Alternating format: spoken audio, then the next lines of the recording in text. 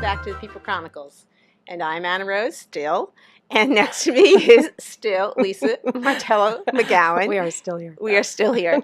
And what we're going to do is we're going to pick up where we left off at the first half of the program. And Lisa was telling us about living with colon cancer and what it means.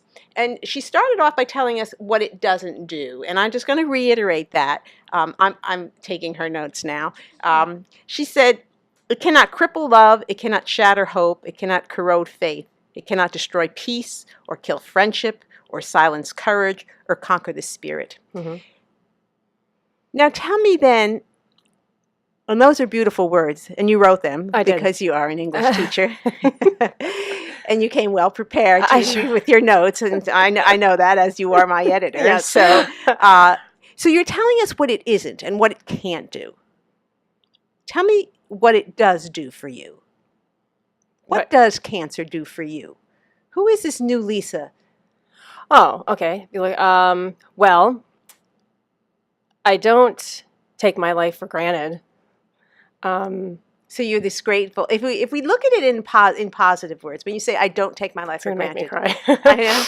Is that you then appreciate everything about your life. Mm-hmm. And I have to say that I am your Facebook buddy. Yes. As a Facebook friend. I mean, I've got to get the lingo. I have to get my lingo right. So I am your Facebook friend. So I watch you. I watch you. And I know how you take. People are watching. Yes, the whole world is watching. The world is watching. About how you don't take life for granted. Some of the things that you do that I wouldn't even do is, what did you do just recently? Well, we just entered the Warrior Dash. It's a mud race, and we were up in the Poconos, and it's 3.2 miles, and in addition to running, you have to do obstacles. So there were about 12 obstacles, and you're going under barbed wire, you're climbing over cargo nets, you have to climb mounds of mud and then fall into just tons of water with mud and climb out of it. And it was a blast. It was so much fun. But it almost is somewhat symbolic about this fight that you have on, this competition between you and cancer that you have, that it is an uphill, it is dirty, it is messy, there are obstacles to go through, and yet you do it. And that's one of the reasons why I call you my warrior woman, because you are beating this. I mean, you are fighting this. Tell me a little bit about the children. I lost my dad to cancer when I was 4 years old. Your children are a little bit older, correct? They are 12 and 10. Okay, so they're pretty much in tune with what's going on. They can have conversations and less than I did at the time. And also 60 years ago, nobody really wanted to hear my opinion anyway. So now we want to hear the children speak. Tell me what you do. How do you keep that going? How do you keep that so positive? Well, I always told them what was going on, so they've always known. And my daughter she's so much like me. She said, well, Mom, you'll just go to the doctor and they'll give you medicine and you'll be fine. There you go. So I just remember that. I'm going to go to the doctor, he's going to give me medicine, and I'm going to be fine. And they expect that from me, to be positive. And Grace, I said to her the other day, do you think I'm a pretty positive person? She says, Mom, there's no one more positive than you. I would have to agree with Grace. Today I commented that she was mini you, because she looks just like you too. So. She does. Yeah. But I don't know. I think I get it from my parents, because when I first told my parents about my diagnosis, Mom looked at me, and at first she said, oh, no, not you. And then she said, well, nothing will change. You'll just go on being you. And so that's what I do. And I don't know where else it comes from, except I don't like negativity. I don't think it's productive. So I stay focused on the positive and what could happen. Mm-hmm. I like that outcome better than the negative part. Yeah, me too. How about diet? I mean, have they told you, is there something to do with diet? I mean, to eat, not to eat? There's tons of information on what to eat and what not to eat. During chemo, you have to focus on things that will help increase your red blood count. There's things that will help you when you're not feeling well, when you're nauseous, you can eat certain foods. So It's out there. It's everywhere. And if you follow it, there's books on what to eat.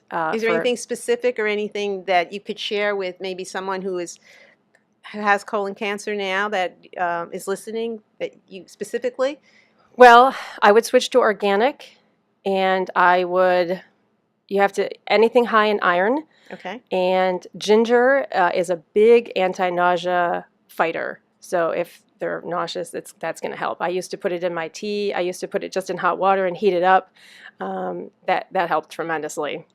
Okay, great. All right, what else do we need to know about Lisa? About this new Lisa?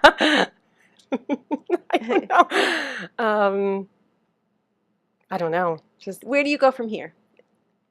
Well, I'm going to continue to fight and continue to be hopeful. And what's in that fight? Well, the next step, my chemotherapy stopped working. So I have to go talk to a radiologist. And I meet with him on Tuesday because they're going to target, I have cancer in my liver because it spread from my colon to my liver and to my lungs. But the good news is the lungs are stable. They're not growing anymore. And the liver started to grow, but they're still pretty small. The good news is there's no new cells, so that's exciting. And hopefully the radiologist can go right in and target the liver. So that's our next step. Okay, so will that be done locally? No, that's at Johns Hopkins. Okay, so even while all this is going on, then you're on the move. I mean, it's Yes. not like, okay, so you have to seek out this therapy. You have to seek out the treatment. As opposed to it, being readily available. I mean, at hand, I should say. Yes, I think that if you or a family member are diagnosed, you have to be your strongest advocate. You have to go out and find the doctors and talk to people and always get a second or third opinion. I went all over. Of course, you Google everything and you research the top hospitals. Yeah. And we're fortunate. Pennsylvania has a lot of excellent hospitals for cancer. There's Fox Chase, the University of Pennsylvania comes highly recommended. I just chose to go to Hopkins, and I'm glad I did. It works for me. It is 2 hours one way, so it's not for everyone. But you have a lot of support, And I do. Talk to me or tell us a little bit about that support system that you have. Well, I have my parents are big advocates. My children are supportive. My husband is a truck driver, so the good news is he knows wherever to go. So I could, have chosen a hospital in California, and he would be like, I know exactly where that is. So that's really lucky for me. So I don't have to worry. I don't have that stress about how to get there and where to park, and he's really good. These hospitals are massive, and I'm not so great with directions and all that, but he's wonderful. I just am like the blind. I just let him take me to the doctor. So that's really fortunate. He's been a huge support. I think sometimes it's harder on the caregivers than it is for the patient. I really do. And the people that I work with are tremendous supporters. I am really lucky because I've been out for 3 surgeries. And my students are supportive. My boss, Jim Reese, who I call Barry. I call him Barry because he looks like Barry Gibb. But he's a huge advocate. He doesn't he? Yeah. So I'm really fortunate. I have a strong support group because you can't do this alone. You have to talk to other people, and you have to have people who have your back. Yeah. It's funny because when you say you have to have people who have your back, but in essence, it was the friend. Yes. Who was Deb your friend prior to, yes. or just a colleague then? No, we were friends and colleagues. Yeah. Yes. Okay. So you were friends and colleagues. So it was she who pointed you in the right direction. Yes. I've called her my lifesaver several times. She is. She is your lifesaver. Yeah. And I know how supportive she's been throughout this whole episode in your life. Yeah. You really are a warrior princess. Okay, we're going to wrap it up there. When Lisa started this, she was telling us everything that cancer can do or can take from you, but that she hasn't let it take it from her. In fact, it's basically giving you, I think, that drive, even that little bit more that drive than you've always had. And so she's learned how to compete, which is very valuable since the female generation is not really well versed in how to compete. That's true. Yeah, it's true, exactly. So, but you do it so well, and I'm just honored that you would be here today. So, Thank you. It was a pleasure to be here. as I say that, we're going to sign off from Storied Women. And Lisa, thank you again.